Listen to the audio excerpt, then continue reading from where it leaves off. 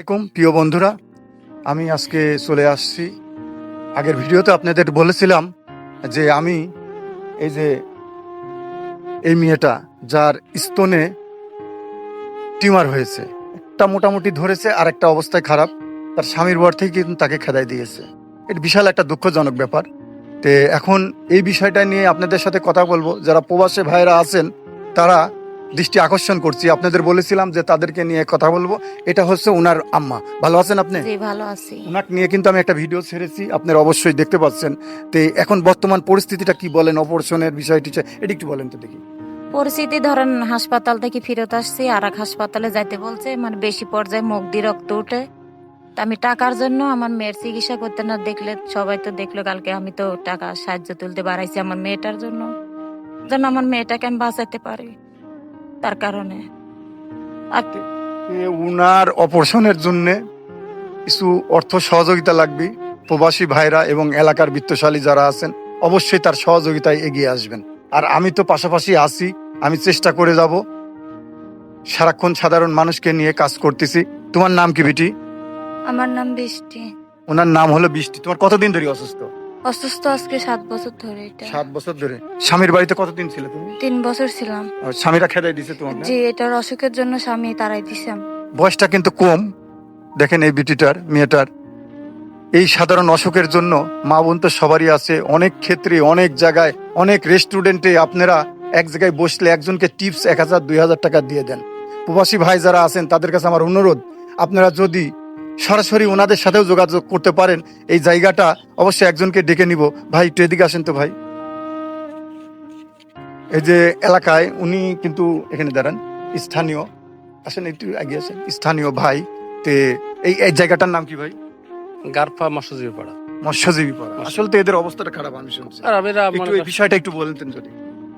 আমি এটা তো শুনেছি কিছুদিন আগে যে মেয়েটার অসুখ, তো অসুখের তো চিকিৎসা করে তাদের কোনো অর্থ করে টাকা পয়সা নাই, কারণ কামাই করার লোক নেই। বিয়ে হয়েছিল, মেয়েটা 3 বছর বিয়ের বয়স। তার স্বামী অসুখের রিকোয়েস্ট করার পরে তাকে তালাক করার পরে আমরা শুনি যে মেয়েটা এই অবস্থাতে চিকিৎসা করার মতো তার কিছুই নাই। তা আমরা গ্রামে আমার কাছে যাই যেটুকু, স্যার আমরা যতটুকু পারি একটু হালকা তাদেরকে সহযোগিতা করি। আর আমি আজকে বলতে চাচ্ছি এই পরিবারের পক্ষ থেকে যে আপনারা যেখানে আছেন, যারা প্রবাসী ভাইরা আছেন বা বিত্তশালী যারা আছে, অনেক চাকরি বাকরি করেন, আপনারা বিষয়টা ভিডিওতে দেখবেন। দেখার পরে এই মেয়েটাকে অবশ্যই আপনারা একটু সহযোগিতা করবেন। মেয়েটার পরিচয় দেয়, সেটা হচ্ছে নাটোর জেলা বড়াই গ্রাম থানা, চান্দা ইউনিয়ন, বড়গারপা 1 নম্বর ওয়ার্ড, মৎস্যজীবী পাড়া। একেবারেই নিহান গরিব মানুষ। এটা আপনারা তার সহযোগিতা করলে আশা করি মনে হয় মেয়েটা চিকিৎসা নিলে তার শারীরিক যে সমস্যাটা হয়তো বা ভালো হতে পারে। ঠিক আছে ইন্টা ভাই, ঠিক আছে ভাই। আপনি তে বন্ধুরা, আপনাদের আরো কথা বলি, ভিডিওটা বেশি বেশি শেয়ার করবেন। এই শেয়ার করার মাধ্যমে হয়তো কোনো হৃদয়বান ব্যক্তি, কোনো ডাক্তার, কোনো বিত্তশালী এগিয়ে আসবে, কোনো বোন। আসলে বাংলাদেশে এরকম পরিস্থিতি তো অনেক, সারা বাংলাদেশের সব জায়গায়। তো প্রিয় বন্ধুরা, মা কান্না করছে, তার এত সুন্দর একটা ফুটফুটে মেয়ে, বয়সটাও কিন্তু কম, 15-16 বছর। সেই বয়সে তার বিয়ে হয়ে গেছে। হওয়ার পরে কিন্তু দেখেন এই পরিস্থিতিটা। তাকে অপারেশনের জন্য অবশ্যই সবাই একটু এগিয়ে আসবেন। আর আমার তরফ থেকে আমি কিছু করব এবং এলাকাবাসীকে অবশ্যই অনুরোধ করব, আমার ভিডিওটা দেখে সবাই একটু সহযোগিতার হাত বাড়িয়ে দিবেন। তুমি হলো কোনো ডাক্তারের কাছে গেছিলে? গেছি, অনেক জায়গায় গেছি। কোন ডাক্তারের কাছে? গেছি পাবনা শিমলা গেছি। বলার পরে উনি বলছে যে এটা এখানে অনেক টাকা লাগবে, টাকার জন্য চিকিৎসা করতে পারি নাই। আমি চলে আসছি এখান থেকে। কত টাকার কথা বলছে? বলছে 1 লাখ টাকার কথা বলছে। মানে এই অপারেশনটা করার জন্য 1 লক্ষ টাকা লাগবে। আর বাদ বাকি যে টাকা ছিল, আর এই জায়গাটা কিন্তু ওনাদের নিজস্ব না, সরকারিভাবে একটা গুচ্ছ গ্রাম বলে সেখানে থাকে। মানে পরিস্থিতি খুবই খারাপ চারিদিকে। যাই হোক, একটু আপা আপনি যদি হলো একটু সাধারণ মানুষকে একটু যদি জোরালো ভাবে কিছু বলতেন, একটু আবদার করেন। আমি সবার কাছে বলি, ভাই ও বাবারা সবাইকে বলি যেন আমার মেয়ের জন্য একটু সাহায্য করে। যেন আমি খুব কষ্ট করে চলি মেয়েটাকে নিই। সবাই যদি আমাকে একটু সাহায্য করে, তাহলে আমার একটা জীবন আমি রক্ষা করতে পারি।